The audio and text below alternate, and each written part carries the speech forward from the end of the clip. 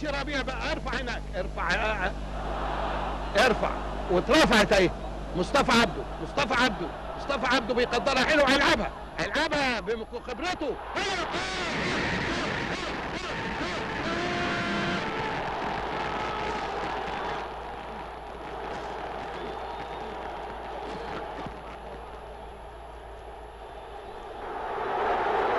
والخطيب جوه جول.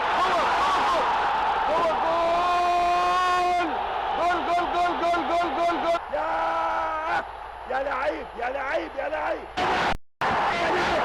ده يا ناس، مش معقول الجول ده يا سلام. والباك الشمال كويسي ابيا بيلعبها برجله الشمال وتعدي وترجع المشوط.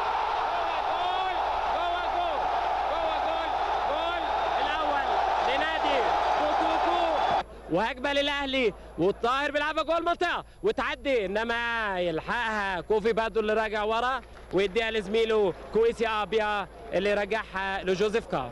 طبعا الماتش سريع ما بيضيعش وقت، وينط ماهر همام لربيع ياسين لطاهر ابو زيد لمختار براس مختار وماشي مختار، يا لو ماشي للخطيب والخطيب براس وراس واحدتين وهيجيب جول. يا جول